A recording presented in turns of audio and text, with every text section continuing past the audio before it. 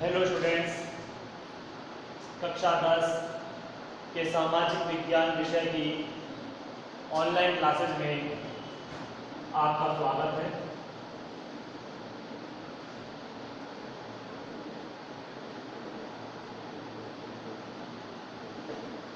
पिछले वीडियो में हम भारतीय अर्थव्यवस्था से संबंधित कुछ बातों पर चर्चा कर रहे थे। हमने देखा था कि भारतीय अर्थव्यवस्था विकासशील अर्थव्यवस्था भी है, तो कुछ मामलों में यह अविकसित भी दिखाई देती है। अर्थात कुछ मामलों में देखा जाए तो अर्थव्यवस्था का विकास करना भी बाकी है, तो कुछ तरफ देखा गया कि अर्थव्यवस्था अपना विकास कर रही है।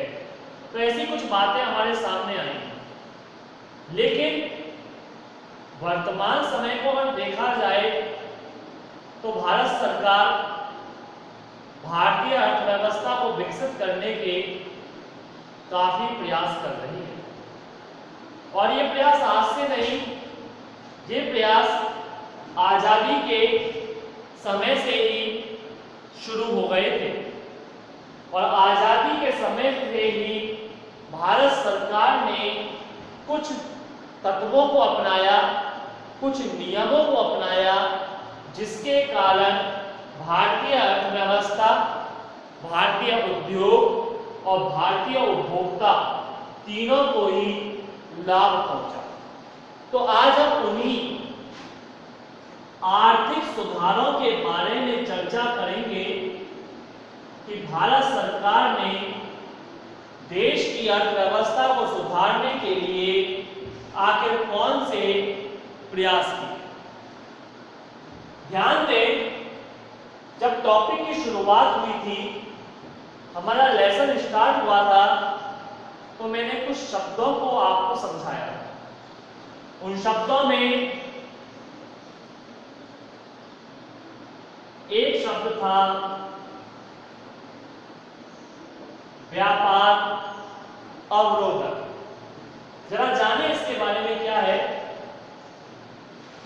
व्यापार अवरोधक जब सरकार के द्वारा विदेशी व्यापार पर प्रतिबंध लगा दिए जाते हैं, तो ऐसे प्रतिबंध व्यापार अवरोधक कहलाते हैं। सरकार द्वारा विदेशी व्यापार पर प्रतिबंधों को लगाना व्यापार अवरोधक कहलाता है। आजादी से पहले हमारे देश पर ब्रिटिश शासन का अधिकार था, और ब्रिटेन वासी यानी अंग्रेज हमारे देश से कच्चा माल लेकर जाते थे, खुद के देश में माल तैयार करवाते, और वो तैयार माल हमारे ही देशों में बेच दिया करते थे, जिससे हमें दोहरी समस्याओं से गुजरना पड़ रहा था। एक तो कम दाम पर, सस्ती कीमतों पर कच्चे माल को ले जाया गया। वह माल ब्रिटेन के उद्योगों में तैयार हुआ, तो ब्रिटेन के उद्योग विकसित हुए। वह माल हमारे देशों में बेचा गया अधिक कीमत पर, तो भारतीय उपभोक्ताओं को नुकसान हुआ, और वो पैसा पहुंचा कहां पर? ब्रिटेन में। अर्थात ब्रिटेन के उद्योगों के साथ साथ ब्रिटेन की अर्थव्यवस्था तो विकसित हुई, वहीं साथ के साथ भारतीय अर्थव्यवस्था और भारतीय उद्योग पिछड़ते हुए चले गए। और ये जो कार्य हुआ विशेषकर हुआ था सूती वस्त्र उद्योग के अंतर्गत। अर्थात अंग्रेजों ने सूती वस्त्र उद्योग की कमर तोड़कर रख दी थी, पूरी तरह से इस उद्योग को बर्बाद कर दिया। और न सिर्फ सूती वस्त्र उद्योग, अपितु कई और उद्योग भी थे इसके अंतर्गत, जो अंग्रेजी शासन की नीतियों के कारण बर्बादी की राह पर बढ़ गए थे। आजादी के बाद भारत सरकार का पहला प्रयास यही था कि किसी न किसी तरह भारतीय उद्योगों को विकसित किया जाए। परिणाम में भारत सरकार ने व्यापार अवरोधक लगा दिए, अर्थात सीमा शुल्कों में वृद्धि कर दी और नियम बना दिए कि किसी दूसरे देश की वस्तु हमारे देश में नहीं पहुंचेगी। परिणाम यह निकला कि भारतीय अब तक जिन वस्तुओं पर डिपेंड थे, जिन विदेशी वस्तुओं पर निर्भर थे, अब वो वस्तुएं वहां से आना बंद हो गई। लेकिन वस्तुएं बंद हुई थी, आवश्यकताएं बंद थोड़ी होती, लोगों को तो वस्तुएं चाहिए थी। आखिरकार भारत सरकार ने भारत में ही उद्योगों को स्थापित करवाया और भारतीय उद्योगों में उन वस्तुओं का निर्माण करना शुरू कर दिया। जो वस्तुएं अब तक दूसरे देशों से हमारे देशों में पहुंचती थी, अब वो वस्तुएं हमारे देश में ही बनने लगी और भारतीय उद्योगों के अंतर्गत उनका निर्माण किया जाने लगा। परिणाम यह निकला कि लोगों को स्वदेशी खरीदने का अवसर मिला। भारत में ही बनी हुई वस्तुओं का इस्तेमाल करने लगे। परिणाम यह निकला कि 30 साल के अंदर 1950 से लेकर 1980 तक आते आते भारतीय उद्योग विकास की राह में बहुत आगे बढ़ गए। भारत सरकार ने भारतीय उद्योगों को सहारा प्रदान किया, उन्हें विभिन्न प्रकार के अनुदान दिए गए, सहायता राशि प्रदान की गई और 30 साल के अंदर भारत आत्मनिर्भर होने लगा। कई तरह की वस्तुएं जो विदेशों से आती थी, अब वो भारत के अंतर्गत ही बनने लगी। जब भारत सरकार ने देखा कि भारतीय उद्योग अब विकसित हो चुके हैं, ऑन डिपेंड हो चुके हैं, अपना विकास स्वयं कर सकते हैं, तो आखिरकार अब भारत सरकार ने उपभोक्ताओं के हितों पर विचार किया और भारत सरकार ने 1991 तक आते आते व्यापार अवरोधक के स्थान पर अब उदारीकरण की नीति को अपना लिया। उदारीकरण अर्थात सरकार द्वारा व्यापार पर लगे हुए प्रतिबंधों को हटाना। सरकार द्वारा व्यापार पर लगे हुए प्रतिबंधों को हटाना उदारीकरण कहलाता है। अर्थात भारत सरकार ने जो व्यापार अवरोधक लगा रखे थे, अब तक जो प्रतिबंध लगा रखे थे कि दूसरे देश की वस्तुएं हमारे देश में नहीं पहुंचेंगी, सरकार ने ये प्रतिबंध हटाया और दूसरे देश की वस्तुएं भी अब हमारे देश में पहुंचने लगी, जिसका सीधा सीधा लाभ उपभोक्ताओं को हुआ। अब उपभोक्ताओं को विकल्प मिलने लगा, कीमतों में कमी आने लगी, बेहतर वस्तु का चयन किया जाने लगा। अब उपभोक्ता के पास ये ऑप्शन थे कि वह चाहे तो भारत की बनी हुई वस्तु खरीदे या विदेशी वस्तुओं को प्राप्त करे।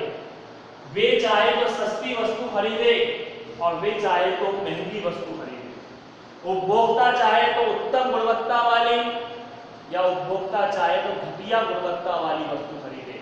यानी उपभोक्ता के सामने विकल्प खोल दिए गए। अब उपभोक्ता भी स्वतंत्र था तो उद्योग भी स्वतंत्र थे और दोनों ही अपने अपने लाभ के लिए बेहतर तरीके से कार्य कर रहे थे, जिसका सीधा सीधा असर भारतीय अर्थव्यवस्था पर पड़ा। भारतीय अर्थव्यवस्था विकसित होने लगी। अन्यथा 1950 से लेकर 1980 के मध्य जब भारत सरकार ने व्यापार अवरोधक लगाए थे तो स्थितियां कुछ गंभीर होने लगी थी और स्थिति गंभीर ये थी, महंगाई बढ़ने लगी, क्योंकि भारतीय उद्योगों को ये लगने लगा कि हमारा कोई कंपेटिटर तो है ही नहीं, प्रतिस्पर्धी है नहीं। ऐसे में जो कार्य करना है मुझे ही करना है, ऐसे में जितनी ज्यादा कीमत वसूली जाए वस्तुओं की उतनी ही बेहतर। एग्जाम्पल के रूप में आप इस तरह समझ सकते हैं, मान लीजिए आप किसी व्यक्ति से कार्य करवाना चाहते हैं, कोई भी कार्य XYZ, उस कार्य को करने के लिए व्यक्ति नहीं मिल रहे, ओनली एक व्यक्ति है पूरे क्षेत्र में जो उस कार्य को कर सकता है और आपको वो कार्य करवाना है। अब वो अगर 10 रुपए मांगता है उस कार्य के तो भी आप करवाओगे, 100 मांगता है तो भी करवाओगे और 1000 मांगता है तो भी आपको उस व्यक्ति से वो कार्य करवाना है। या तो उसे 1000 रुपए भी दीजिए या फिर आप कार्य मत करवाइए, क्योंकि कार्य करने वाला वो एकमात्र अकेला व्यक्ति है। अगर आपको अपना कार्य करवाना है कोई भी तो उसे 1000 रुपए देने पड़ेंगे और 1000 क्या अगर वो 10,000 भी मांगता है तो देने होंगे, क्योंकि वो अकेला है, आपके पास विकल्प नहीं है। लेकिन अगर ऐसे कार्य करने वाले व्यक्ति 4, 5, 40, 50 या इससे भी ज्यादा हो तब भी क्या आप इतना पैसा दोगे क्या? नहीं, स्वतः ही उनकी कीमत क्या होगी, घटती चली जाएगी। तो यहां भी यही स्थिति हुई थी। 1950 से 1980 के बीच जब व्यापार अवरोधक लगाए सरकार ने तो महंगाई बढ़ने लगी, देश व्यापारिक घाटे की तरफ जाने लगा, अर्थव्यवस्था बिगड़ने लगी। आखिरकार भारत सरकार ने व्यापार अवरोधक को समाप्त किया और जन्म हुआ उदारीकरण का। और उदारीकरण की प्रक्रिया के साथ ही शुरुआत हो गई वैश्वीकरण की। फिर क्या था, फिर तो विश्व का एक देश दूसरे देश के साथ जुड़ने लगा, अर्थात भारत इस तरह से विश्व के अन्य देशों के साथ जुड़ने लगा और विश्व के अन्य देश भारत के साथ जुड़ने लगे। विदेशी कंपनियां भारत पहुंचने लगी, भारत में प्रोडक्ट्स का निर्माण किया जाने लगा और देश के अंतर्गत उपभोक्ताओं को विभिन्न प्रकार के विकल्प उपलब्ध होने लगे। तो भारत सरकार ने देश की अर्थव्यवस्था को सुधारने के लिए कुछ प्रयास किए और इन्हीं प्रयासों में से एक और प्रयास था निजीकरण का, जो वर्तमान में चल रहा है। आज वर्तमान में बहुत सी जगह निजीकरण का विरोध किया जा रहा है, अन्यथा देखा जाए तो निजीकरण एक बेहतर प्रक्रिया है। सरकार, वर्तमान सरकार कई पब्लिक सेक्टर्स, कई सरकारी क्षेत्रकों को निजी हाथों में देना चाह रही है। कारण है सरकारी क्षेत्र के अंतर्गत वहां कार्य बेहतर नहीं होगा। आज आप भी तो इस बात को मानते हैं, खुद भी कहते हैं, सुना होगा कि सरकारी कार्यालय है यहाँ तो कार्य ऐसे ही होता है, सरकारी कर्मचारी है यहाँ तो कार्य ऐसे ही किया जाता है। मैं सरकारी कर्मचारियों का विरोध नहीं कर रहा, लेकिन सरकारी दफ्तरों की स्थितियों से हम सभी वाकिफ हैं। परिणाम तो सरकार चाहती है कि उपभोक्ताओं को और बेहतर अवसर मिले, भारतीय नागरिकों को बेहतर सुविधाएं मिले। हाँ, इसका एक परिणाम यह निकलेगा कि चीजें महंगी होंगी, सुविधाएं महंगी हो जाएंगी, क्योंकि जो सस्ती दर पर हम प्राप्त कर रहे हैं वही सुविधा में महंगी मिलेगी। लेकिन महंगी दर पर मिले वहां क्या मिलेंगी, सुविधाएं मिलेंगी। सुविधाएं अगर प्राप्त करनी है पैसा खर्च करना होगा।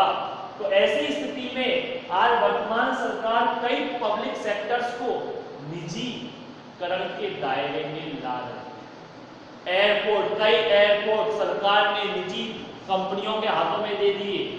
रेलवे का भी निजीकरण किया जा रहा है।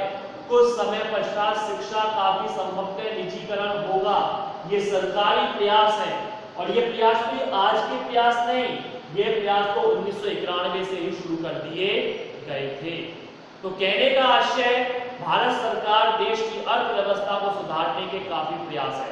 हालांकि इन चीजों का विपरीत असर भी देखने को मिलेगा, ऐसा नहीं है, क्योंकि हर सिक्के के दो पहलू होते हैं, पॉजिटिव और नेगेटिव। उनके नेगेटिव असर भी देखने को मिलेंगे, लेकिन कहीं ना कहीं देश की अर्थव्यवस्था सुधरेगी, अर्थतंत्र सुधरेगा, लोगों को सुविधाएं मिलेंगी। तो भारत सरकार के द्वारा देश की अर्थव्यवस्था को सुधारने के लिए ये कुछ प्रयास किए गए, जिनके बारे में आज हमें संक्षिप्त जानकारी प्राप्त की। ये लेसन का लास्ट टॉपिक था। समझाने की इसमें ऐसी कोई खास नहीं थी, बात नहीं है। यहाँ आपका लेसन नंबर 15 समाप्त होता है। इस लेसन को बाद हमारा नया लेसन शुरू होगा, अध्याय नंबर 14, जिसकी चर्चा हम आगामी वीडियो में करेंगे। ध्यान दीजिए, हम लगातार अपने सफर में आगे बढ़ते चले जा रहे हैं, धीरे धीरे ही सही, लेकिन गतिशील है। कुछ लेसन हो चुके हैं, मैं मानता हूं लगभग आपके सिलेबस के 3 और 3, 6, 7 से लेकर 8 लेसन पूरे हो चुके हैं। ऐसे में आपको इन चीज़ों की तैयारी बेहतर तरीके से करनी है। परिस्थितियां आगे क्या होती हैं वो समय बताएगा, लेकिन आप वर्तमान परिस्थितियों को देखते हुए तैयारियों में जुट जाइए। शेष चर्चाएं हम आगामी वीडियो में करेंगे। तब तक के लिए धन्यवाद।